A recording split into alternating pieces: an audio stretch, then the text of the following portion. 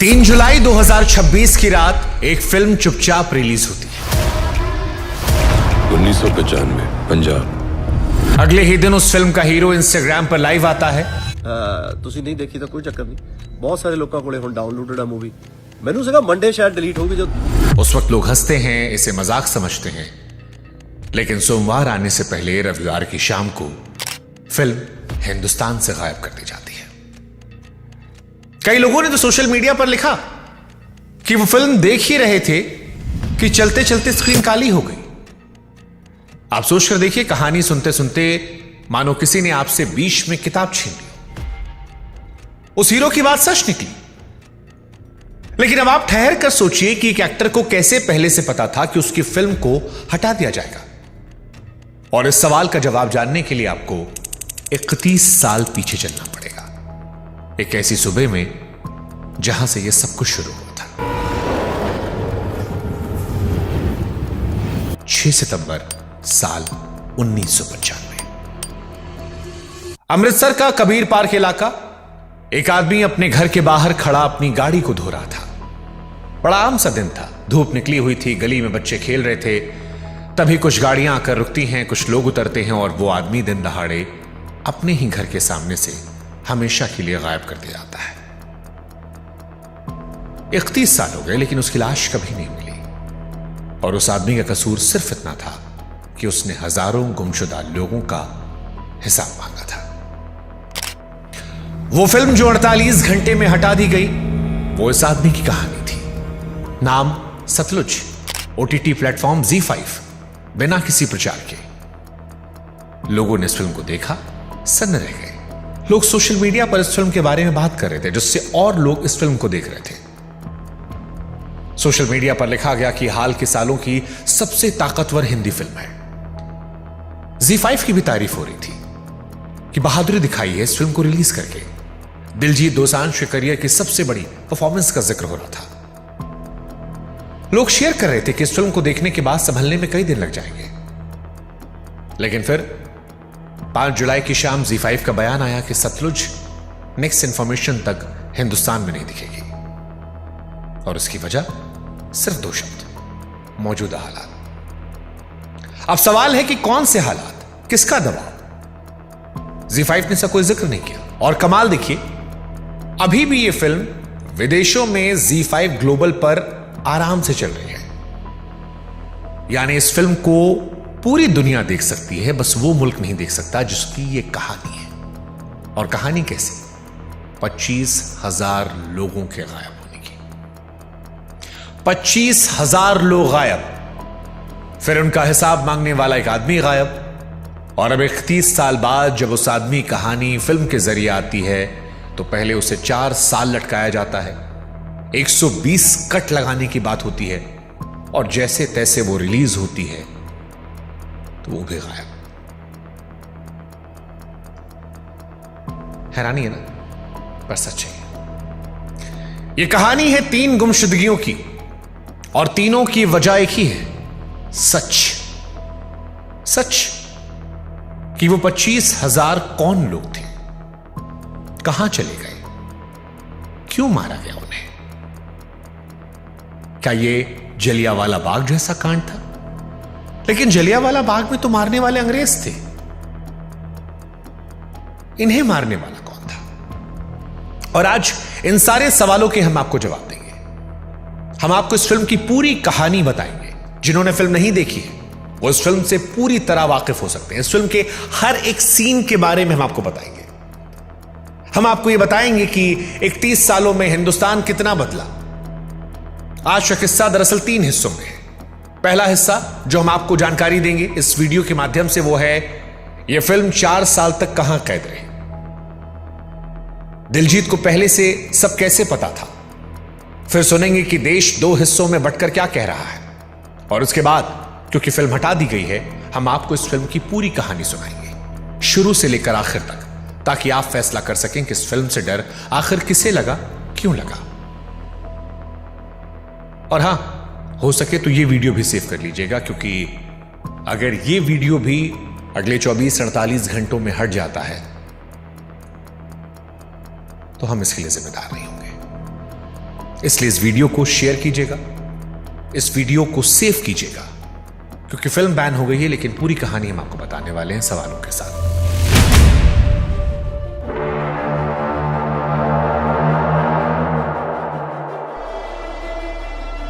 हम चाहते हैं कि आप हमारे व्हाट्सएप चैनल से भी जुड़ जाएं, ताकि हमारा आपका रिश्ता मजबूत हो और ये सी कहानियां जो हम इंडिपेंडेंट होकर पूरी ईमानदारी के साथ बनाते हैं, ताकि सच न दब पाए, वो सच आप तक पहुंचता रहे। आपके लिए जानना जरूरी है कि इस फिल्म का नाम सतलुज क्यों रखा गया, और सतलुज की ही कहानी अपने आप में आपकी रूह कपा देगी। तो व्हाट्सएप पर शुभांकर सर्च कीजिएगा, हमें सब्सक्राइब कीजिएगा और इस कहानी को जितने जानने वाले चाहने वाले हैं उनसे शेयर कीजिएगा। अब आपके सवालों के जवाब शुरू करते हैं। कहानी से पहले आपको बताते हैं कि यह फिल्म जो है, जिसका नाम पंजाब 95 था, वो 4 साल तक कैद क्यों रही। सतलुज फिल्म की किस्मत में शायद वही लिखा था जो इसके हीरो की किस्मत में था, लड़ाई। साल 2022 में डायरेक्टर हनी त्रिहान ने यह फिल्म पूरी की। वही हनी त्रिहान जिन्होंने रात अकेली जैसी फिल्म बनाई। इस फिल्म में पैसा लगाया था रॉनी स्क्रूवाला की RSVP और मैक गफिन पिक्चर्स ने। इस फिल्म का सबसे पहला नाम रखा गया था घल्लू घारा, मतलब होता है कत्लेआम। सिखों के इतिहास में यह शब्द 3 बड़े कत्लेआमों के लिए बोला जाता है। पहला 1746, दूसरा 1762 और तीसरा 1984। यानी नाम से ही साफ था कि फिल्म जो है वो किस जख्म पर हाथ रखने जा रही है। साल 2022 में यह फिल्म सेंसर बोर्ड के पास पहुंची और यहीं से इस फिल्म की कैद शुरू हो गई। 6 महीने बाद बोर्ड ने कहा कि 21 कट लगाओ और फिल्म का नाम बदल दो। फिल्म वालों ने तब नाम बदला और इसका नया नाम पड़ा पंजाब 95। पर कट्स के खिलाफ वो बॉम्बे हाईकोर्ट चले गए। इसी बीच फिल्म को टोरंटो के मशहूर फिल्म फेस्टिवल में दिखाए जाने का न्योता मिला और स्क्रीनिंग से ठीक 1 दिन पहले फिल्म वहां से खींच ली गई। खबरों में राजनीतिक दबाव की बात कही गई। सही वजह आज तक किसी ने बताई नहीं। और फिर तो कट्स की बाढ़ आ गई। पहले जो 21 कट लगे थे वो 120 के पार हो गए। कुछ खबरें तो 127 कट्स तक कहती है। और मांगे भी क्या क्या, जरा सुनिए। कहा गया कि हीरो का नाम बदल दो, पंजाब पुलिस का नाम हटा दो, यहां तक कि तिरंगे वाले सीन जो हैं वो भी हटा दो। यानी इस कहानी से इस कहानी को निकाल दो और फिर दिखा दो। हनी त्रिहान ने बताया कि हम एक लिस्ट की आपत्तियों को निपटाते तो अगली लिस्ट आती। उन्होंने कहा कि एक वक्त तो उन्होंने कह दिया कि मैं फिल्म से अपना नाम हटा लूंगा पर कट नहीं लगाऊंगा। दिलजीत भी अड़ गए, कहा फिल्म या तो पूरी आएगी या नहीं आएगी।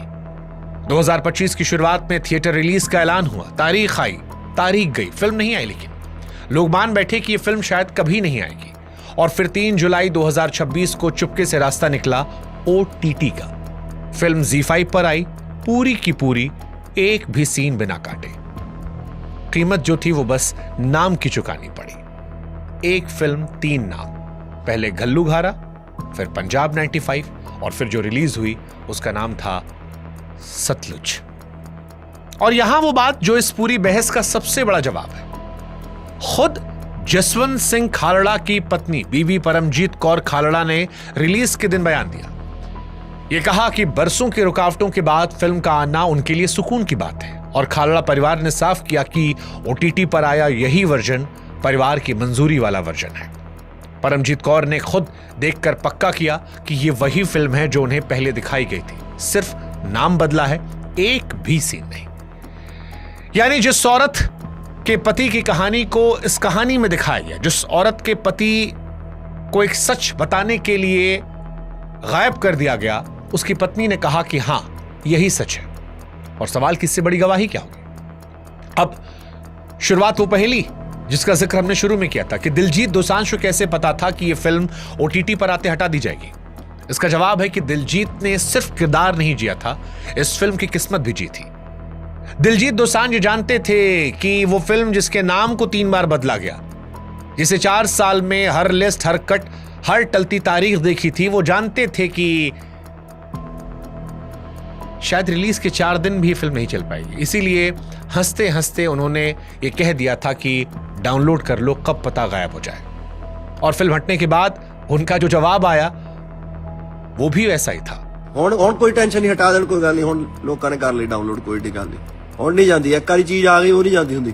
अब आप खुद सोचिए कि जिस फिल्म को परिवार ने सच माना, सेंसर की हर लिस्ट उसके आगे हारी, उसे 2 दिन भी क्यों नहीं दिए गए। हालांकि सतलुज फिल्म, जिसका नाम पहले पंजाब 95 था, उसको लेकर देश 2 हिस्सों में बटा है। फिल्म हटते ही देश 2 खेमों में बटा है। दोनों की बातें ध्यान सुनिएगा, क्योंकि असली बहस यही है। एक तरफ वो लोग हैं जो गुस्से में हैं, जो पूछ रहे हैं कि आखिर किस बात का डर सरकार को है। एक फिल्म में ऐसा क्या है जो 2 दिन में हटा दिया गया, जिसे लोग विदेशों में देख सकते हैं, वो हिंदुस्तान में क्यों नहीं देख सकते। किसके कहने पर यह हटाया गया, क्यों कानूनी दिक्कत लाई गई,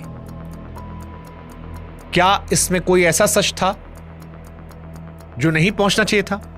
लोग तो यह भी सवाल उठा रहे हैं कि जिस वक्त की यह घटना है, उस वक्त तो देश में कांग्रेस की सरकार थी, पंजाब में कांग्रेस की सरकार थी। आज देश में बीजेपी की सरकार है, फिर बीजेपी की सरकार को कांग्रेस की सरकार के दौरान हुए कांड से इतना डर क्यों। दूसरी दलील थोड़ी तीखी है। वो कहते हैं कि जब कश्मीर फाइल्स चल सकती है, केरला स्टोरी चल सकती है, उन्हें टैक्स फ्री का तोहफा मिल सकता है, तो पंजाब के दर्द पर बनी अदालती कागजों पर टिकी फिल्म 2 दिन क्यों नहीं टिक पाई। इल्जाम सीधा है कि क्या देश में फिल्मों के लिए 2 तराजू है, एक को मंच दूसरे को ताला। कांग्रेस वाला सवाल ही बहुत इंपॉर्टेंट है कि कांग्रेस राज का यह पंजाब था, तो आज बीजेपी को क्या समस्या है। फिल्म हटाने की वजह तक नहीं बताई गई है। और सबसे दिल छू लेने वाली बात, कईयों ने कहा कि यह फिल्म का हटना सिर्फ फिल्म का हटना नहीं है, यह यादों पर हमला है। जो आदमी 1995 में गायब किया गया, उसकी कहानी 2026 में गायब कर दी गई। हालांकि सोशल मीडिया पर एक खेमा है जो इस फिल्म का विरोध भी कर रहा था। उसने कहा कि दोनों पक्ष चुने बिना कोई फैसला नहीं करना चाहिए। एक पक्ष जो कह रहा है कि फिल्म पंजाब के उस वक्त के मुख्यमंत्री बेअंत सिंह की हत्या को जिस अंदाज में दिखाती है वो गलत है। उसका कहना है कि फिल्म पर हत्या को कुछ ऐसे पेश किया गया मानो वो जुल्म का जवाब हो, कि जो मुख्यमंत्री को मारा गया उसे जस्टिफाई दिखाने की कोशिश की गई, जबकि वह हत्या खालिस्तानियों की साजिश थी। ऐसा सोशल मीडिया पर कई लोग आरोप लगा रहे हैं। वो लिख रहे हैं कि अदालत में साबित हो चुकी है, लेकिन फिल्म में हत्यारों का खालिस्तान कनेक्शन नहीं दिखाया गया। सतलुज फिल्म पंजाब 95 का विरोध करने वाले ये भी कह रहे हैं कि यह फिल्म पुलिस का हौसला तोड़ती है। वो कहते हैं कि याद कीजिए, पंजाब उस दौर में जल रहा था, बसों से उतारकर लाइन में खड़े कर कर मुसाफिरों को मारा जा रहा था। खास तौर पर पंजाब में उस वक्त जो हिंदू थे उनको टारगेट किया गया था। ट्रेनों में कत्लेआम हो रहे थे, बाजार में बम फट रहे थे, रातों रात परिवार उजड़ रहे थे। खालिस्तानी हिंसा में बहुत सारे पंजाबी हिंदू, सिख और जाट मारे गए थे। और इस फिल्म का विरोध करने वाले कहते हैं कि पुलिस को जिस नेगेटिविटी से ये फिल्म में दिखाया गया है, क्या वो ये भूल जाते हैं कि दूसरे तरफ भी माएँ थीं जो राह देखती रह गईं, वहां भी बच्चे थे जिन्होंने बाप खोए। दर्द वर्दी देखकर नहीं आता, मजहब पूछकर नहीं आता। वो कहते हैं कि हमारे लिए कोई सतलुज नहीं बनाई गई। और खास तौर पर सतलुज फिल्म का विरोध करने वाले उस दौर में पंजाब पुलिस के सुपर कॉप केपीएस गिल को लेकर कहते हैं कि जिस आदमी ने पंजाब से टेररिज्म को हटाया, उसको यहां बहुत नेगेटिव में दिखाया गया। उसे दिखाया गया कि वो एक मास मर्डरर था। हालांकि गिल कौन थे, उनका पूरा हिसाब क्या है, वो आगे किरदारों वाली कहानी में हम आपको बताएंगे। लेकिन फिलहाल इस पक्ष की बात इतनी है कि इस फिल्म में ज्यादातर पुलिस की जातियां दिखाई गई हैं, आतंकवाद का कहर नहीं दिखाया गया, आधा सच दिखाया गया। और दूसरा वर्जन कहता है कि आधा सच पूरे झूठ से ज्यादा खतरनाक होता है। तो ये इसकी मूल कहानी है। एक खेमा इसे दबाया गया सच कह रहा है, दूसरा खेमा इसे अधूरा सच कह रहा है, और दोनों के पास अपने अपने जख्म हैं, अपनी अपनी दलीलें हैं। लेकिन आप थोड़ा रुकिए, क्योंकि यहां एक दिक्कत है। यह पूरी बहस उस फिल्म पर हो रही है जो भारत में अब कोई देख नहीं सकता। अब सवाल है कि जब कोई देख ही नहीं सकता तो आप फैसला कैसे करेंगे कि किसकी बात सही है, किसकी गलत है। क्योंकि किसी चीज पर फैसला करने के लिए कम से कम कहानी तो जानना पड़ेगा। लेकिन कोई बात नहीं, फिल्म हटी है, कहानी नहीं हटी है। कहानी हम आपको बताएंगे। पंजाब 95 जो दिलजीत दोसांझ की सतलुज फिल्म बनकर आई, 48 घंटों में बैन हो गई, उसको लेकर एक अजीब सी कहानी हम आपको सुनाते हैं। इस फिल्म का नाम पंजाब 95 था, आप जानते हैं, और यह 95 साल 1995 से जोड़ा गया है। वो साल जिस साल हिंदी सिनेमा की सबसे मशहूर, सबसे प्यारी फिल्म आई थी, पंजाब की फिल्म आई थी, जिसमें हीरोइन जो है वो सरसों के लहलहाते खेत में दौड़कर हीरो के गले लगी थी। शाहरुख खान बाहें फैलाकर हीरोइन का इंतजार कर रहे थे, बजाते हुए टिंग टिंग टिंग टिंग। पूरे देश ने उस पंजाब से बेइंतहा मोहब्बत की। हिंदुस्तान की सबसे चलने वाली फिल्मों में वो फिल्म रही। लेकिन दुर्भाग्य, कोइंसिडेंस, इत्तेफाक देखिए कि उसी साल पंजाब के उन्हीं खेतों के पीछे रातों को पुलिस की जीपें दौड़ रही थी। शमशानों के रजिस्टर लावारिस नामों से भरते जा रहे थे। एक ही पंजाब, एक ही साल 1995, लेकिन दो कहानियां। एक जो दिलवाले दुल्हनिया ले जाएंगे के माध्यम से आपको दिखाई गई, और दूसरी कहानी पंजाब 95 की जो छिपाई गई। ये सतलुज जो बैन की गई है, वही दूसरी कहानी है। और शायद इसलिए इस पूरी फिल्म में एक भी सरसों का खेत नहीं है। कोई हीरोइन नहीं है जो पीछे भाग रही है, कोई ऐसा रोमांस नहीं है, क्योंकि पंजाब उस वक्त खून से नहा रहा था, खून से। कई जगह से पंजाब को जख्म दिए गए थे। इसलिए आज आप आराम से बैठिए, एक गिलास पानी पीजिए, क्योंकि अब हम आपको उसी पंजाब में ले जाने वाले हैं और यह सफर आसान नहीं रहने वाला। अब बात करते हैं इस फिल्म की, क्योंकि इस फिल्म का पहला सीन ही इतना खतरनाक है कि आपके दिल में डर पैदा हो जाएगा। यह सीन है एक अंधेरी रात का।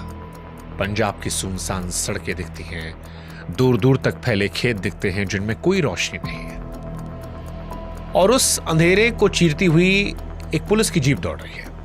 इस जीप के अंदर पुलिस वाले बैठे होते हैं, गप लड़ा रहे होते हैं, घर की बातें, ड्यूटी किस्से, शादी ब्याह का जिक्र, हंसी ठिठोली। बिल्कुल वैसा माहौल होता है इस फिल्म के पहले सीन में, जैसा किसी रात की गश्त पर सरकारी जीप में होता है। लेकिन फिर ये जीप जाकर रुकती है, पीछे से कुछ लोगों को उतारा आता है, बंधे हुए, सहमे हुए, कोई पूछताछ नहीं, कोई मुकदमा नहीं, कोई आखिरी बात नहीं। एक सुनसान जगह पर ले जाया जाता है और फिर बिल्कुल पास से गोली मार दी जाती है। वही जीप, वही पुलिस वाले वहीं से छूटी हुई गपशप को बढ़ाते हैं। हैरानी की बात यह होती है कि इस फिल्म में यह भी दिखाया गया कि एक पुलिस वाला कहता है कि सर, मेरी शादी इसलिए नहीं हो पा रही है क्योंकि मेरी बीवी ने कहा है कि जब तक तुम इंस्पेक्टर नहीं बनोगे तब तक शादी नहीं होगी। और फिर बगल वाला पुलिस वाला दो और लोग गोली मारता है, ठाए ठाए। कहता लो, तुम्हारा कोटा पूरा हुआ और अब इतने एनकाउंटर के बाद तुम इंस्पेक्टर बन जाओगे, शादी मुबारक। जनाब, कुड़ी की शर्त है, वो कहती है जब तक इंस्पेक्टर नहीं बन जाता तब तक ब्याह ही नहीं कराएगी। ले, बनाता तेरा इंस्पेक्टर। और इसके बाद गपशप, जैसे कोई काम निपटाया और घर चले गए। और इसीलिए इस फिल्म के इस पहले सीन की सबसे डरावनी बात वो गोली से ज्यादा वो गपशप लगती है। क्योंकि कभी अगर आप किसी को गुस्से में मारते हैं तो वो एक जुर्म कहलाता है, लेकिन बिना गुस्से के आदत में अगर किसी इंसान को मारा जाता है तो वो एक सिस्टम कहलाता है। और पहले ही सीन में डायरेक्टर आपको यह बता देता है कि आप उस दुनिया में आ चुके हैं जहां कत्ल ड्यूटी है, जहां रात की जीप जिंदा लोगों को लेकर निकलती है और सुबह शमशानों में लावारिस लाशें पहुंचती हैं। अब आपको यह दुनिया समझना पड़ेगा, क्योंकि इसके बिना यह कहानी अधूरी है। यह साल 1995 है। ऑपरेशन ब्लू स्टार को 11 साल हो चुके थे। इंदिरा गांधी की हत्या हुई थी और 84 के सिख विरोधी दंगों के जख्म अभी भरे नहीं थे। पूरे 10 साल पंजाब ने खून में डूब कर देखा। आतंकवाद ने हजारों जानें ली, आतंकवाद से लड़ाई ने भी जानें ली। लेकिन यह वो दौर था जब हालात ठीक हो रहे थे, कम से कम अखबार की सुर्खियों में। लेकिन इसी सफाई अभियान की आड़ में वर्दी के भीतर के कुछ लोग एक और धंधा चला रहे थे। धंधे को समझिएगा, हर मारे गए आतंकवादी पर इनाम था, तरक्की था, मेडल था। तो नुस्खा आसान था, बंदा उठाओ, आतंकवादी का ठप्पा लगाओ, एनकाउंटर दिखाओ और इनाम ले लो। बंदा सचमुच आतंकवादी है या नहीं, यह उस वक्त पूछने वाला कोई नहीं था। किसी से पुरानी दुश्मनी है, उठा लो। कोई नापसंद है, उठा लो। कोई जवान लड़का दिख रहा है, उठा लो। किसी की जमीन चाहिए, उठा लो। फिल्म का एक डायलॉग उस पूरे दौर को 2 लाइन में सिमटा देता है, जहां पर कहा जाता है कि सिख ही सिखों को मार रहे हैं और मलाई ताकतवर खा रहे हैं। और एक कड़वा सच जो किरदार बार बार दोहराते हैं कि इस मुल्क में हालात तब बदलते हैं जब दिल्ली में कुछ हिलता है। पंजाब में कुछ भी हो जाए, दिल्ली को फर्क नहीं पड़ता। और इसी पंजाब में रहता है हमारी कहानी का हीरो, जसवंत सिंह खालड़ा। जसवंत सिंह खालड़ा, तरन तारण जिला। ये वो किरदार है जिसे दिलजीत दोसांझ ने निभाया, जो बैंक की नौकरी करता है। घर में पत्नी है पम्मी यानी परमजीत कौर, जिससे गीतिका विद्या ने निभाया है। 2 बच्चे और बूढ़े मां बाप। सुबह बैंक, शाम को घर। उसके बाद गुरु में आस्था, मोहल्ले में इज्जत। ना कोई नेता, ना कोई क्रांतिकारी। फिल्म जानबूझकर काफी वक्त इस इंसान को आम इंसान दिखाने की कोशिश करती है। जसवंत का परिवार के साथ हंसना, बच्चों से लाड, बीवी से नोकझोंक, ताकि आगे जब ये जिंदगी टूटे तो आपके अंदर भी कुछ टूटे। क्योंकि ये किरदार जसवंत का या दिलजीत का कोई सुपर हीरो नहीं है, ये आप है, ये आपका पड़ोसी है। ये हर वो आदमी है जो सोचता है कि मुझे क्या पता, मैं तो सीधा साधा आदमी हूं, मुझे किसी से क्या दुश्मनी। और फिर एक दिन ये भरम टूट जाता है। जसवंत का एक करीबी कृपाल सिंह अचानक लापता होता है। वो घर से निकला था, लौटा नहीं। कोई गिरफ्तारी नहीं, कोई FIR नहीं, कोई खबर नहीं। बस आदमी था और अब नहीं है। और इसके बाद जसवंत देखता है कृपाल की बूढ़ी मां को, बीबी गुरपेश कौर, जो दर दर भटक रही है, थाने जा रही है, धुतकारा जा रहा है। अफसरों के दफ्तर जाती है तो बाहर बिठाई जाती है, पर वो रुकती नहीं। वो चीखती है, लड़ती है, हर दरवाजा पीटती है कि मेरा पुत्र कहां पर है, जिंदा है सामने लाओ, मर गया तो लाश दो, मैं कम से कम आखिरी अरदास तो कर लूं। और फिर फिल्म वो करती है जो आपकी सांस रोक देती है। वो मां, वो लड़ती हुई बूढ़ी मां खुद गायब हो जाती है। बड़ा खतरनाक सीन है, क्योंकि जिन्होंने फिल्म देखी हो जानते होंगे। ये बूढ़ी मां पुलिस की गाड़ी के सामने जाती है, रोती है, चीखती है, एक अफसर की वर्दी को पकड़ लेती है और कहती है मेरे बेटे से मिला दो। और अफसर कहता है कि मिलना है बेटे से, ऐ, इसे गाड़ी में रख, आज इसे मिला देते हैं। और इस मिलाने का मतलब होता है तुमको भी मार के तुम्हारे बेटे के पास भेज देते हैं। और यही होता है। वो जो शुरू में हमने एक शादी वाला सीन बताया था एक आदमी का, कि उसे इंस्पेक्टर बनना था, 2 लोग बचे थे, जो गोली मारी आती है उसमें की मां भी मारी आती है। यानी वो मां, वो लड़ती बूढ़ी मां खुद गायब हो जाती है जो बेटे को ढूंढ रही थी। क्योंकि उस दौर में सवाल पूछना सबसे बड़ा जुर्म था।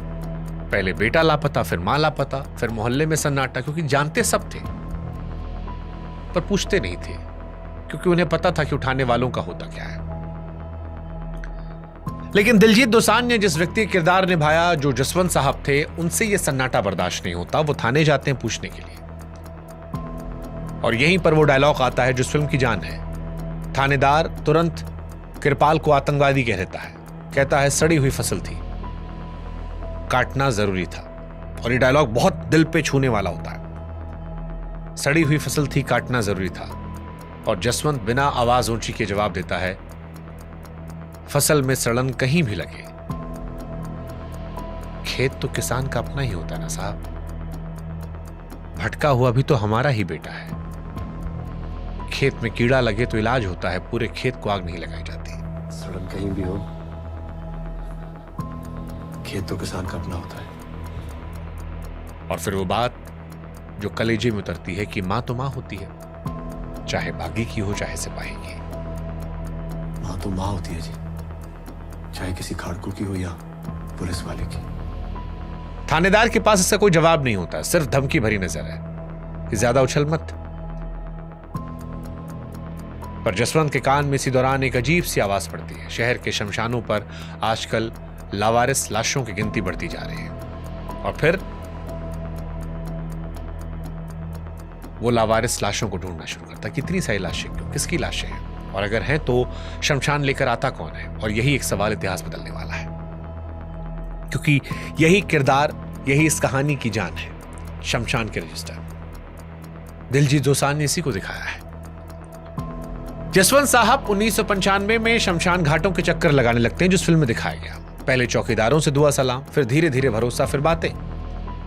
एक थका हुआ शमशान कर्मचारी धीरी आवाज में कहता है, लाशें ढेरों आ रही हैं। फिर रजिस्टर दिखाते हैं, पुराने धूल खाए रजिस्टर जिनके पन्नों पर तारीखें हैं और एक ही शब्द बार बार लिखा है, लावारिस लावारिस लावारिस।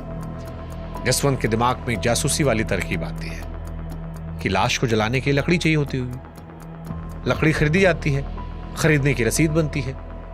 लाशें छिपाई जाती हैं लेकिन रसीदें नहीं छिप सकती। वो लकड़ी की खरीद का हिसाब जोड़ने लगता है, किस महीने कितनी लकड़ी आई, कितनी चिताएं जली, रजिस्टर में कितने नाम दर्ज हैं और कितनी लाशें बिना दर्ज के फूंक दी गई। और बैंक वाले से बेहतर हिसाब किताब किसका, वो तो रोज यही काम करता है।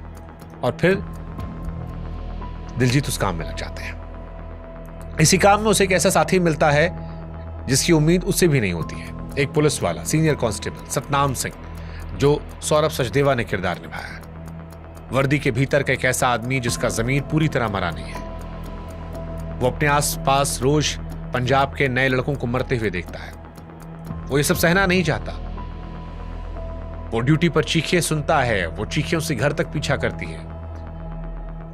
और फिर सतनाम धीरे से जसवंत तक खबरें पहुंचाने लगता है। कौन उठाया गया, कहां रखा गया, किस रात कौन सी जीप निकली।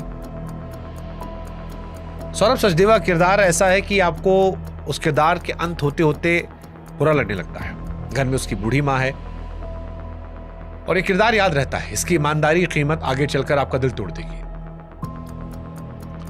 परत दर परत खुलता आता है। उठाए गए बंदे को किसी अनजान जगह गैर कानूनी तरीके से रखा गया। हफ्तों महीनों परिवार थाने जाता, जवाब मिलता हमने तो पकड़ा नहीं, कागज में वो आदमी कैद नहीं हुआ। फिर मारपीट, मुठभेड़, और फिर किसी सुबह अखबार में 2 लाइन कि फला जगह एनकाउंटर में एक अनजान आतंकवादी ढेर, लाश सीधे शमशान, रजिस्टर में लिखा गया लावारिस। यानी वो लोग जिनके घरों में उस पल भी उनका इंतजार हो रहा था, वो लावारिस बन रहे थे। और यही इस फिल्म की कहानी है। जसवंत 3 शमशान घाटों की जांच करता है 95 में, पंजाब में, पट्टी, दुर्गियाना और तरन तारण। और आपको जानकर हैरानी होगी कि सिर्फ 3 जगहों पर जो ये जांच करता है उसमें 2000 से अधिक लाशें ऐसी मिलती हैं जिनके आगे लावारिस लिखा गया था। आगे चलकर सुप्रीम कोर्ट के आदेश पर सीबीआई जांच होती है और अकेले तरन तारण जिले में ऐसे 2000 से ऊपर अंतिम संस्कार पक्के किए गए। यानी ये कोई सिरफिरे का इल्जाम नहीं थे, ये सरकारी जांच में साबित हुआ सच था। और सबसे बड़ा सबूत कि ज्यादातर लाशें शमशान तक खुद पुलिस लेकर आई थी। अब सवाल कि लावारिस लाशों को पुलिस क्यों लाएगी? यहां तो लाने वाला ही मारने वाला था। अब आप हिसाब लगाकर देख लीजिए कि 3 शमशान में अगर 2000 से अधिक लाशें हैं तो उस दौर में पंजाब में जहां सैकड़ों शमशान है, कितनी लाशें निकली होंगी। जसवंत खालड़ा की जांच और बाद में तमाम रिपोर्ट्स में यह गिनती 25,000 तक लापता लोगों की बताई गई। 25,000, यानी लगभग एक पूरा शहर कागजों से मिटा दिया गया, बिना मुकदमे, बिना सजा सुनाए, बिना आखिरी अरदास के। और इनमें कितनी लाशें ऐसी हैं जो मार के सतलुज में फेंक दी गई, जो बहकर राजस्थान चली गई। लेकिन असली कहानी फिल्म की यहीं से शुरू होती है। 25,000 लोगों को जो सिस्टम निकला, उसके सामने एक आदमी खड़ा होकर कागज लहरा रहा था। और इसके वीडियोस ओरिजिनल भी मौजूद हैं इंटरनेट पर। अगर आप जाएंगे, जसवंत जी के बहुत सारे वीडियोस हैं जो आपको ओरिजिनल मिलेंगे, यानी कोई छिपी छिपाई बात नहीं है। यहीं से कहानी का सबसे खतरनाक हिस्सा शुरू होता है कि सच बोलने की जरूरत क्या थी। क्योंकि जसवंत साहब ने उस दौर में सबूत इकट्ठा किए थे, रजिस्टर की कॉपियां इकट्ठा की थी, लकड़ी की रसीदों का हिसाब, तारीख, नाम, गवाह सब रखा था। वो काम जो उस दौर में पंजाब में सोचना भी मौत को दावत देना था। और वो ये सब लेकर अदालत जाते हैं। प्रेस के सामने रखते हैं, पंजाब पुलिस का छिपा हुआ कत्लखाना दुनिया के सामने रखते हैं, तारीख और गिनती समेत। फिर धमाका होता है, क्योंकि इल्जाम नहीं थे, सबूत थे। जुटलाना आसान नहीं था, रजिस्टर सरकारी था, लाशें पुलिस लेकर आई थी। तो अब फिल्म में एक ताना बार बार निकलता है कि ये ह्यूमन राइट वाले विदेशी पैसों पर पलने वाले हैं जो हिंदुस्तान को बदनाम कर रहे हैं। ये डायलॉग आपको जाना पहचाना लग रहा होगा। वॉर्स को लेकर ह्यूमन राइट्स वालों ने वर्ल्ड ओवर कितना हो हल्ला मचाया होगा। आई मीन थोड़ी सी अटेंशन के लिए कुछ भी करते हैं ये लोग। कई बार सुनने को मिलता है कि विदेशी ताकतें बदनाम कर रही हैं। यही इस फिल्म की सबसे बड़ी बेचैनी है। 30 साल पुराने ताने आज भी आपको सुनाई पड़ते हैं। और एक्चुअली में ये हुआ था 1995 में पंजाब में जब ये सुनवाई हो रही थी, तब ये डायलॉग आया था, विदेशी ताकतों के हाथों बिके हुए लोग हैं। आज भी सुनते हैं। सिस्टम पहले अनदेखा करता है, फिर 4 दिन शोर होता है, फिर सब भूल जाएंगे, ये फॉर्मूला होता है। लेकिन शोर थमता है, समझाने का दौर शुरू होता है। एक बड़ा अच्छा सीन है जिसमें तरन तारण के विधायक जी के पास जसवंत साहब जाते हैं और विधायक जी बड़े प्यार से कहते हैं कि भैया हमारे घर की बात दुनिया को बताने की क्या जरूरत है। घर की बात तो 84 से घर में ही है जनाब, पर अब ये बात और बिगड़ती जा रही है। यानी 84 से हम अपने जख्म तो अंदर दबाए बैठे हैं, अभी भी दबाओ, चुप रहो। जसवंत का जवाब उसके काम में है, वो चुप नहीं होता। तो अब सलाह की जगह उसको डराया जाता है। उसके घर के बाहर पुलिस की गाड़ियां खड़ी रहती हैं, रात भर निगरानी, फोन उठाओ तो सामने से सांसें या धमकियां। उसकी वाइफ डरती रहती है, बच्चे सहम जाते हैं, पड़ोसी रास्ता बदलने लगते हैं, क्योंकि जिस घर पर पुलिस की नजर हो उससे दुआ सलाम में भी खतरा है। और इसी बीच एक सीन आता है जो इस फिल्म में परेशान भी करता है लेकिन खूबसूरत भी है। एक सुबह जब जसवंत को पता चलता है कि पुलिस वाले रात भर उसे घर के बाहर पहरा दे रहे थे, तो आम आदमी आमतौर पर क्या करता? चीखता चिल्लाता, गुस्सा करता।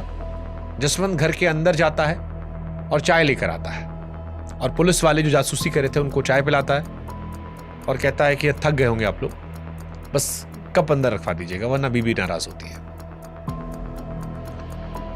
इस फिल्म में दिखाया गया है कि जसवंत साहब जो थे वो पुलिस के खिलाफ नहीं थे, सरकार के खिलाफ नहीं थे।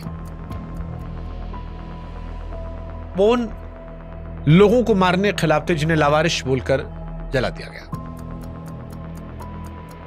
और ये लड़ाई वो घर में भी लड़ रहे थे। एक लड़ाई जिसमें उनकी पत्नी कहती है कि तुम सारी दुनिया के इंसाफ के लड़ रहे हो, हमारा क्या होगा, बच्चों क्या होगा। और इसका उनके पास जवाब नहीं होता, कोई डायलॉग नहीं, भाषण नहीं, सिर्फ चुप्पी है, जो कि नजरें हैं। और उसके बाद के सीन्स में अपने परिवार को बचाने की बेबस कोशिश है। और यही इस फिल्म की ताकत है। इस फिल्म में दिलजीत दोसांझ के कैरेक्टर को भगवान नहीं बनाया गया है, उसे इंसान रहने दिया गया है। एक इंसान जो डरता है, बटा हुआ है, फिर भी डटा है। खतरा इतना बड़ा है कि जसवंत को सरकारी सुरक्षा देने की बात होती है, वो मना कर देता है। और यहां हीरोगिरी नहीं है, एक डरे हुए आदमी का सीधा हिसाब है कि जिस पुलिस से जानना खतरा है उसी पुलिस की बंदूकधारी को दरवाजे पर खड़ा कर लो। रखवाला भी वही, शिकारी भी वही। हालांकि इसी बीच इस फिल्म में दिखाया गया जो रियलिटी भी थी कि जसवंत की आवाज देश के पार चली गई थी। कनाडा जाता है। असल जिंदगी में खालड़ा ने कनाडा की संसद के सामने ये पूरा मामला रखा था, और वही विदेशी धरती पर जसवंत वो बात कहता है जो इस पूरी कहानी की रूह है। एक पुरानी कहानी कि जब सूरज डूबने लगा तो उसने दुनिया से पूछा कि मेरे बाद रोशनी कौन करेगा। सारी दुनिया चुप रही, बड़े बड़े सिर झुक गए। तब दूर किसी झोपड़ी में एक नन्हा सा दिया बोला, मैं करूंगा, जितना मुझसे हो सकेगा उतना करूंगा। मैं अंधेरे को चुनौती देता हूं, और कुछ नहीं तो कम से कम अपने आसपास तो अंधेरे को नहीं बैठने दूंगा। अपने चारों ओर मैं रोशनी करूंगा। जसवंत साहब वही दिया थे। दिलजीत दोसांझ सतलुज की बस इतनी सी कहानी है, मैं अंधेरे को रोशनी दूंगा, बस इतनी सी कहानी है। अब सवाल है कि दिलजीत की फिल्म सतलुज में वो कौन से पुलिस वाले थे जिन पर फेक एनकाउंटर करके पंजाब में बच्चों को मारने का आरोप था, लोगों को मारने का आरोप था, जिन पर 25,000 लोगों के कत्ल का आरोप था। तो उन चेहरों से ही मिलवाते हैं। फिल्म में नाम बदले गए हैं लेकिन चेहरे आप पहचान जाएंगे। इनमें से एक चेहरा तो ऐसा है जिसका अंजाम सुनकर आप नफरत और तरस के बीच फंस जाएंगे। जसवंत के हर रजिस्टर, हर रसीद पर जो पहला चेहरा आता है वो है एसएसपी सुरजीत सिंह सुग्गा, तरन तारण का पुलिस कप्तान, जिसे सुविंदर विक्की साहब ने निभाया। विक्की साहब वैसे भी कमाल के एक्टर हैं और बहुत अच्छे सिख रोल करते हैं। धुरंधर में भी ये थे, कोहरा में बहुत जबरदस्त एक्टिंग की इन्होंने। ठंडी आंखें, धीमी ठहरी हुई आवाज, ना चीखते हैं ना गरजते हैं, बस जो करते हैं वो डरावना है। और इस फिल्म में कईयों घर के चिराग को बुझाते रहते हैं। अब सुग्गा का किरदार ऐसा है जिससे आपको नफरत होती है इस फिल्म को देखकर। सुग्गा को लेकर बहुत सारे पंजाबी लोगों ने सोशल मीडिया पर ही पोस्ट किया कि एक दौर था जब माएं अपने जवान बच्चों को दिन में निकलने देती नहीं थी, क्योंकि डर था सुग्गा आएगा, उठा ले जाएगा, एनकाउंटर कर देगा। सुग्गा की इस फिल्म में अपनी एक सोच दिखाई गई है।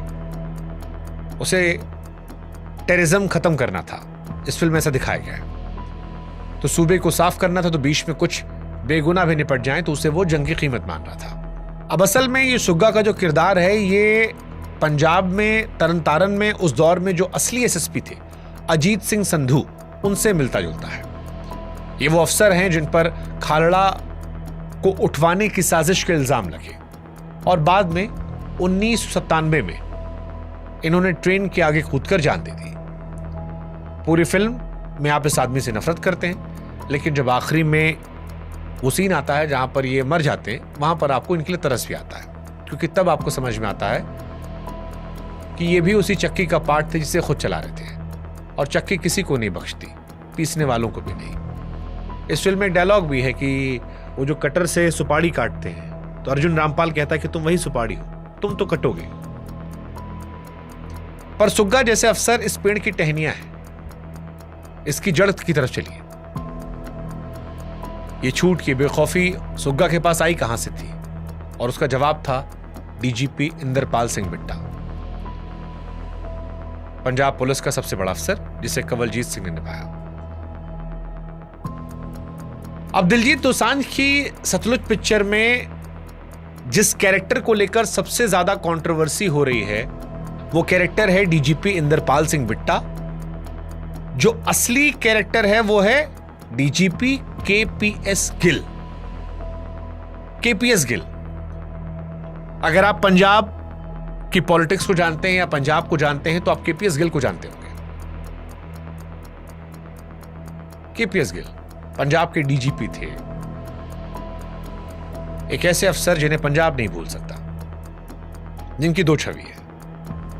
एक छवि कि इस ऑफिसर ने पंजाब से आतंकवाद का पूरी तरह सफाया कर दिया, और एक छवि जो इस फिल्म में दिखाई गई, जिसमें दिखाया गया कि केपीएस गिल ने आतंकवाद की सफाई के नाम पर कई सारे बेगुनाहों को भी मार दिया। केपीएस गिल के बारे में थोड़ी हम आपको और जानकारी देते हैं, क्योंकि अगर आप केपीएस गिल को नहीं जानेंगे तो फिर आप इस कहानी को समझ नहीं पाएंगे। केपीएस गिल साहब वो अफसर थे जिनकी अगुवाई में 1993 आते आते पंजाब से आतंकवाद लगभग खत्म हो गया था। कई ऐसे लोग हैं जो मानते हैं कि फौज जो काम नहीं कर पाई थी वो पंजाब पुलिस ने किया था। साल 1988 में उन्हीं की कमान में स्वर्ण मंदिर से आतंकवादियों को निकालने का ऑपरेशन ब्लैक थंडर शुरू हुआ था, जो बिना मंदिर को नुकसान पहुंचाए पूरा हुआ और जिसकी दुनिया भर में तारीफ भी हुई, क्योंकि उससे पहले ऑपरेशन ब्लू स्टार में फौज अंदर गई थी उसी स्वर्ण मंदिर में। तो केपीएस गिल ने इज्जत कमाई थी। ये जीत मुफ्त में भी नहीं मिली। बताया जाता है कि जो ये ऑपरेशन था थंडर, ब्लैक थंडर, उस लड़ाई में पंजाब पुलिस के करीब 1700 जवान शहीद हुए और पुलिस वालों के परिवार तक आतंकवादियों के निशाने पर थे। लेकिन 1993 के बाद पंजाब में एक वर्ग मानने लगा था कि पंजाब अब धीरे धीरे नॉर्मल हो रहा है। स्कूल खुल रहे हैं, बाजार गुलजार हो रहे हैं, लोग घर से निकल रहे हैं, और इसी वजह से उस दौर में केपीएस गिल को पद्मश्री अवार्ड भी दिया गया था, डीजीपी को। जानने वाले कहते हैं कि केपीएस गिल की ताकत इतनी थी, कोई मंत्री, कोई नेता उनके आगे कुछ नहीं था। ना खाता ना बही, जो केपीएस गिल को लगता था वही सही पंजाब में उस दौर में। गुमशुदगियों के मामले में केपीएस गिल पर कभी कोई जुर्म साबित नहीं हुआ, यह भी सच बात है। लेकिन इन्हीं गिल साहब को, जिन्हें आतंकवाद हटाने का पूरा क्रेडिट पंजाब में दिया जाता है, उन्हें कई सैकड़ों हजारों परिवार अपने घर उजड़ने का जिम्मेदार मानते हैं। मानवाधिकार संगठनों ने उनके दौर में कई एनकाउंटर्स को नकली बताया है। हालांकि एक वर्ग ऐसा भी है जो इनको सुपर कॉप मानता है, हीरो मानता है, इनकी बहुत इज्जत करता है और वो ये मानता है कि अगर आज पंजाब भारत से अलग नहीं हुआ, भारत विरोधी आंदोलन कमजोर हुए, खालिस्तानी लोग देश छोड़कर भाग गए, तो उसके पीछे केपीएस गिल है। एक आदमी दो तस्वीर, आधे देश के लिए हीरो, आधे के लिए विलन। और इस बहस को इतना मुश्किल यही कहानी बनाती क्योंकि दोनों तरफ सच है। अफसोस यह कि दोनों तरफ लाशें भी हैं। फिल्म इनमें से एक के दर्द को दिखाती है, दर्द जहां पर केपीएस गिल पर फर्जी एनकाउंटर के आरोप लग रहे हैं, पर वो दूसरा वाला दर्द भी सच है। इस दर्द की तरह जैसे ये दर्द सच है, ऐसे एक दर्द और भी है। फिल्म में बिट्टा वो आदमी है जो अफसरों को खुली छूट देता है, नतीजे मांगता है, तरीके नहीं पूछता। और जसवंत जैसे लोग जब मानवाधिकार की बात करते हैं तो बिट्टा उसे नौटंकी या फिर विदेशी साजिश कहकर ठुकरा देता है। विरोधियों का सबसे बड़ा गुस्सा इसी किरदार पर है। वो कहते हैं कि जिस आदमी के दौर में पंजाब में अमन लौटा, उसे सिर्फ खलनायक दिखाना, उसकी उस दौर की देश सेवा को बदनाम करना था। लेकिन जो समर्थक हैं वो कहते हैं कि फिल्म ने तो किसी का नाम ही नहीं लिया, फिर भी बुरा लगा तो क्यों बुरा लगा? यह सोचने वाली बात है। यानी दोनों के पास अपने अपने तर्क हैं, सही गलत अपनी अपनी आइडियोलॉजी के हिसाब से दोनों ने ले लिया है। लेकिन एक सच ये भी है कि दोनों सच है। इसी में एक और किरदार है जो केपीएस गिल को ताकत दे रहा था, जड़ में पानी। यहां नाम आता है मुख्यमंत्री का किरदार, साफ तौर पर उस दौर के मुख्यमंत्री बेअंत सिंह से मिलता जुलता। अब बेअंत सिंह साहब वो हैं जिनकी कहानी अपने आप में दिलचस्प कहानी है। कांग्रेस के सीएम जिनके राज में जुल्म का यह खेल सबसे तेज चला। फिल्म में एक सीन है जहां पर प्रेस कॉन्फ्रेंस चलती है और पत्रकार डीजीपी से गुमशुदगियों पर सवाल पूछता है और जवाब आए उससे पहले मुख्यमंत्री बीच में बोलकर बात संभालते हैं। वो सीन बड़ा इंपैक्टफुल है क्योंकि पुलिस और नेता दोनों एक साथ काम कर रहे थे, ये इसमें दिखता है। और फिर फिल्म की वो कहानी जो हिस्ट्री में दर्ज है। 31 अगस्त साल 1995 चंडीगढ़ सचिवालय के बाहर एक धमाका होता है और मुख्यमंत्री गाड़ी के परखच्चे उड़ जाते हैं। असल इतिहास में धमाका पंजाब पुलिस के एक जवान दिलावर सिंह ने खुद को इंसानी बम बनाकर किया था। यही वो हिस्सा है जिस पर विरोधी सबसे ज्यादा भड़के हैं। इल्जाम यह है कि फिल्म इस हत्या को जुल्म के जवाब की तरह पेश करती है और हत्यारों के खालिस्तान कनेक्शन को गोल कर जाती है। फिल्म का बचाव यह है कि वो सिर्फ वो माहौल दिखा रहे हैं जिसमें एक वर्दी वाला सिपाही खुद बम बन जाने तक पहुंच गया और किसी घटना को दिखाना उसे सही ठहराना नहीं होता है।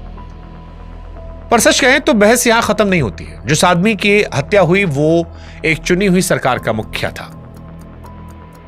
उस साजिश के दोषी अदालत में सजा पा चुके हैं। ये बात फिल्म में नहीं है और जो लोग इसे जानते हैं उन्हें यह कमी खलती है। और यह कोई सियासी चाल नहीं, जायज सवाल है कि दोनों बातें साथ साथ सच हो सकती हैं। फिल्म का इरादा माहौल दिखाना हो और असर एक तरफा पड़ रहा हो। अब यह तो हुई ऊपर की मंजिलें, मुख्यमंत्री, डीजीपी, एसएसपी।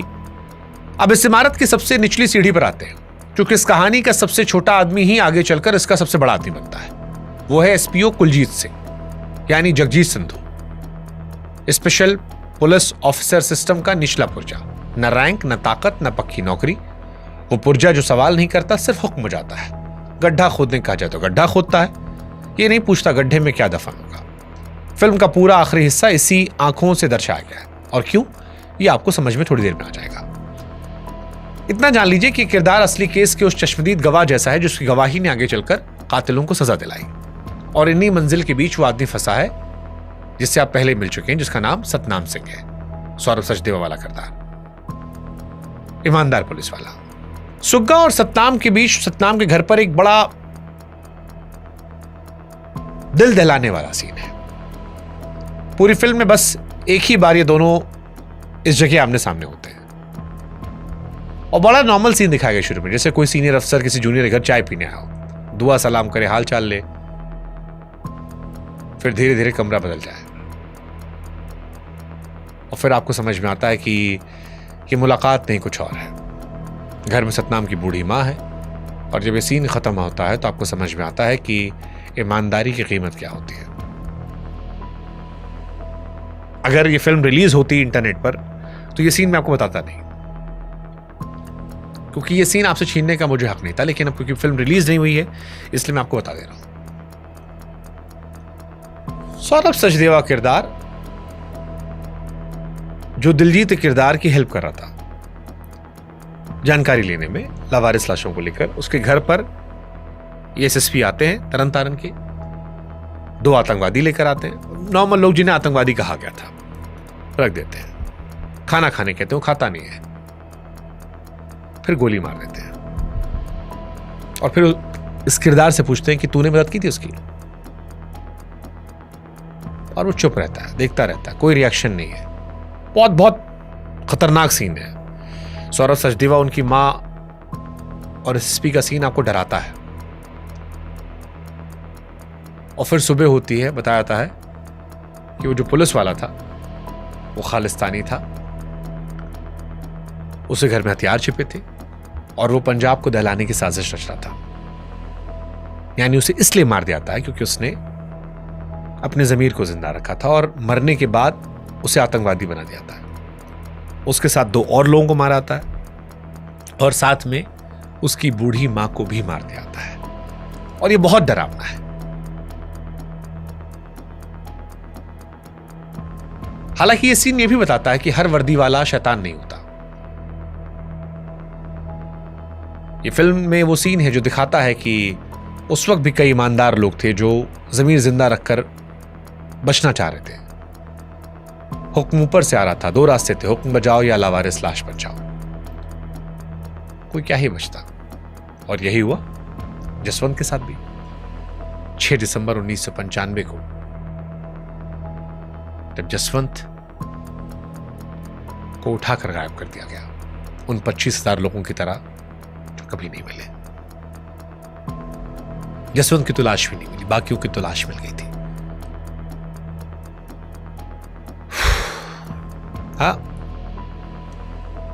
जसवंत जो शमशान के रजिस्टर में लावारिस लाशों को खोज खोज कर सरकार से इंसाफ मांग रहा था, ये कहते हुए कि किसी के घर में सुहागन है जो ना विधवा कहला सकती ना सुहागन, किसी के पति की मौत का कोई हिसाब नहीं, किसी के घर में बच्चे हैं जो बाप की शक्ल भूल गए, हर दरवाजे पर टूटती उम्मीद और उम्मीद का टूटना मौत से ज्यादा दर्दनाक होता है।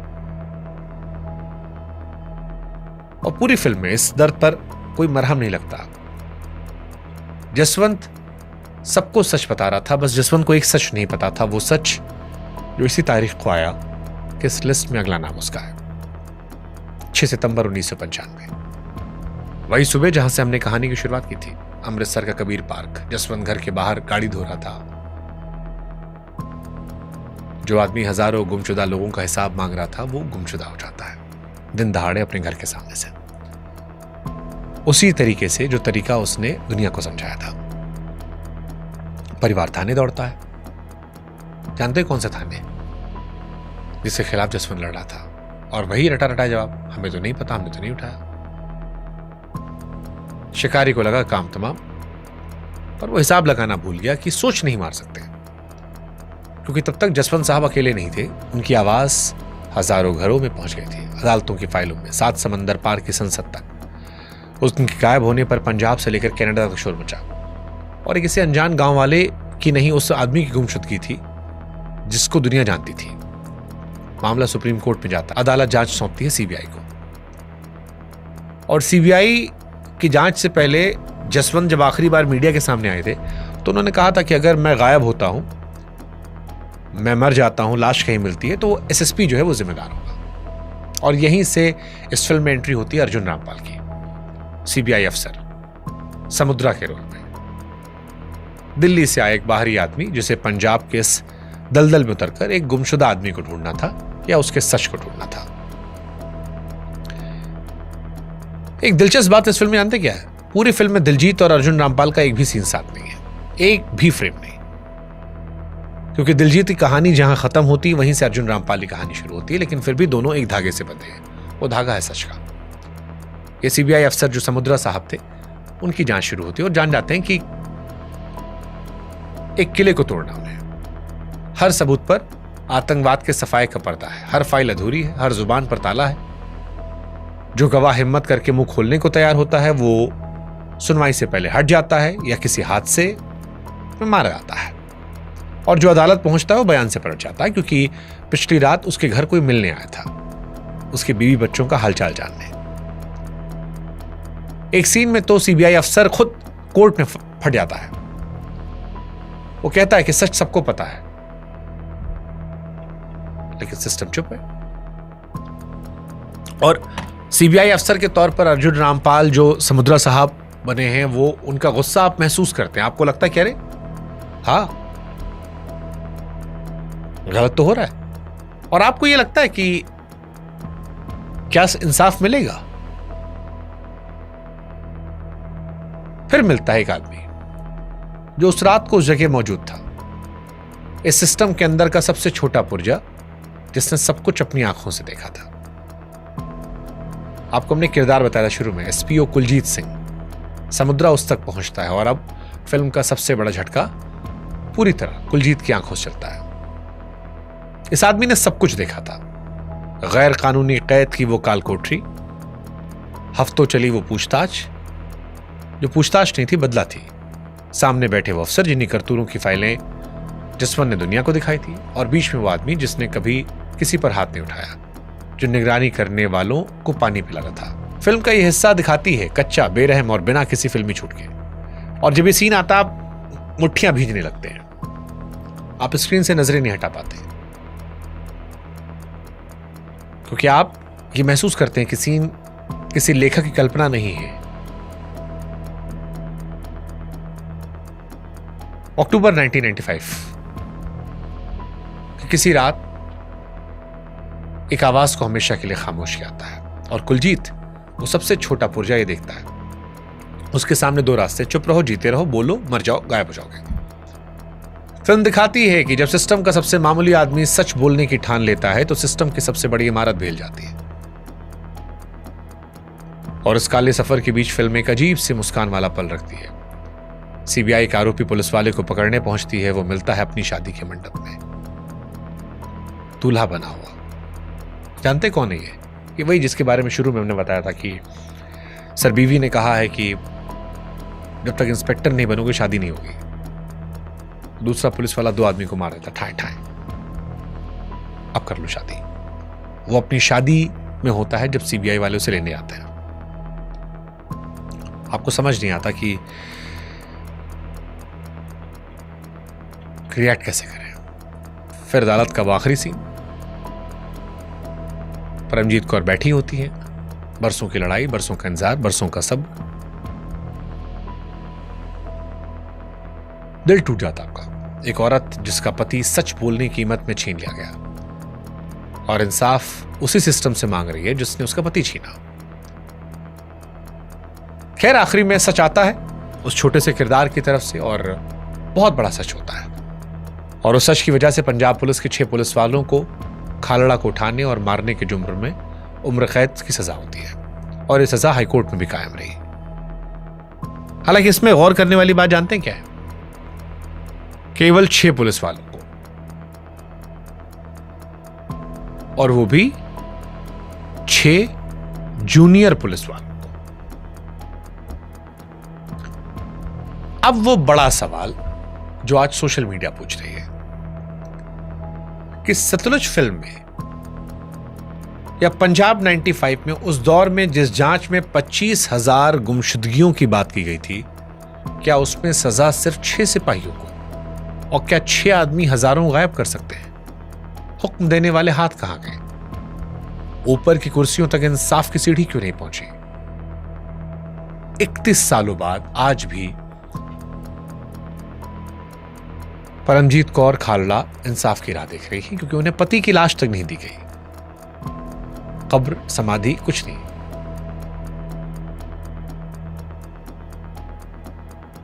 हालांकि लाश नहीं मिली अधूरा सच है।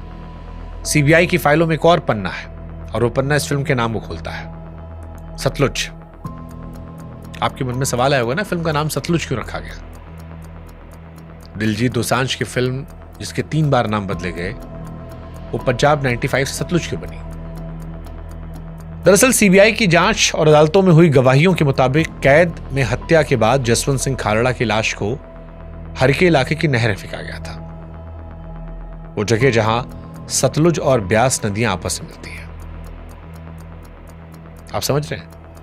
जिस दरिया ने पंजाब की धरती सींची, जिस दरिया के दम पर पंज आब यानी 5 पानियों की यह धरती बसी, उसी दरिया के बहने में पंजाब के एक बहादुर बेटे को हमेशा के लिए गुम कर दिया गया। और सिर्फ उसे नहीं, न जाने कितने उस दौर में बेनाम, लावारिस उन पानी के हवाले कर दिए गए।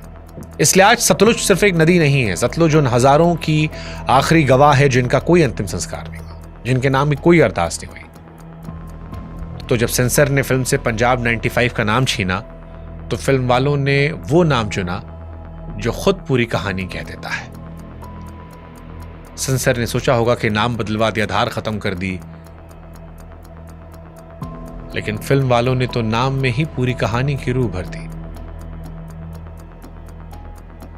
ये भी एक सच है।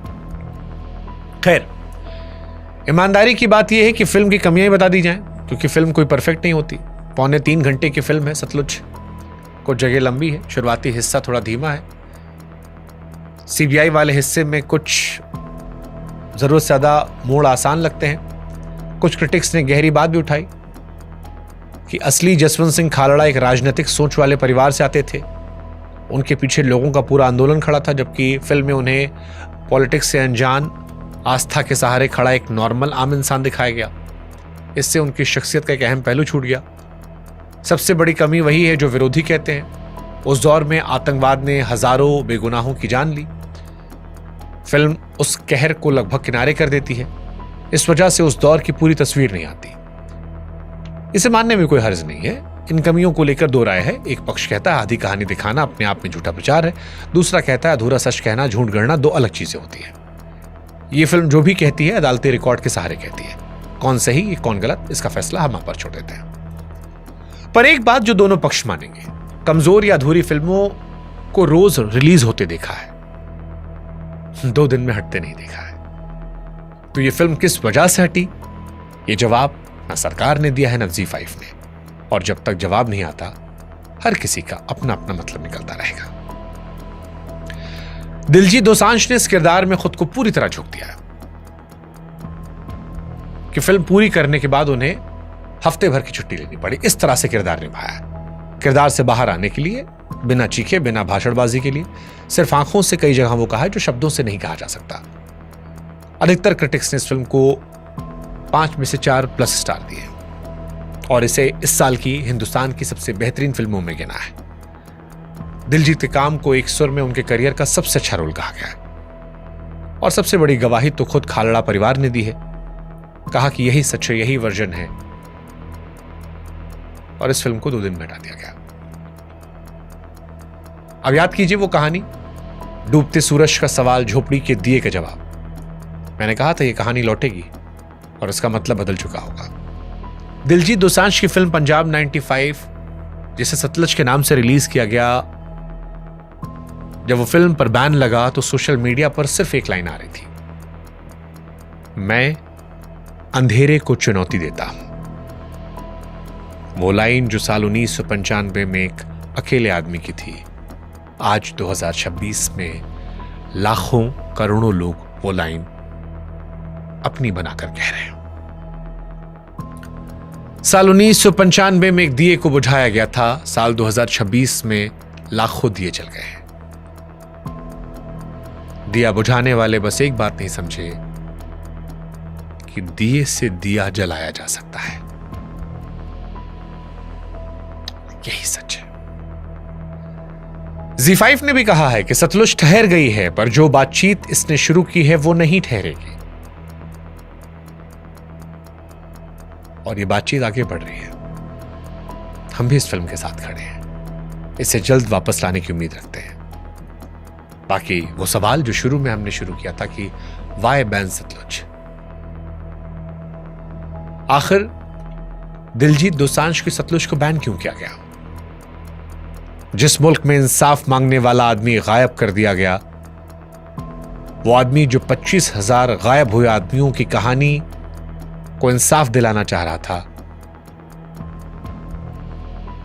उस मुल्क में उस आदमी की कहानी को भी गायब कर दिया गया। 25,000 लोगों को लावारिस कहकर मार दिया गया, जला दिया गया, गुमनाम कर दिया गया, दरिया में फेंक दिया गया।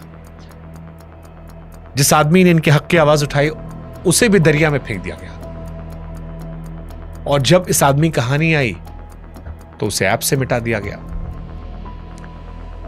लेकिन दरिया वालों से पूछ लीजिए, पानी में फेंकी कई चीज डूबती नहीं है, वो बहती है और बहते बहते किनारों तक पहुंच जाती है। आज दिया आपके हाथ में है, वो दिया जो 1995 में एक आदमी ने जलाया था, ये कहते हुए कि मैं अंधेरे को चुनौती देता हूं। अब अगर आपको लगता है कि यह कहानी हर घर तक पहुंचनी चाहिए तो आपकी जिम्मेदारी है इसे आगे बढ़ाइए। हमने अपना काम किया, दिलजीत ने अपना काम किया, अब जिम्मेदारी आपकी। आप इस अंधेरे में रहना पसंद करते हैं या आप अंधेरे को चुनौती देते हैं? फिलहाल इस कहानी में इतना ही।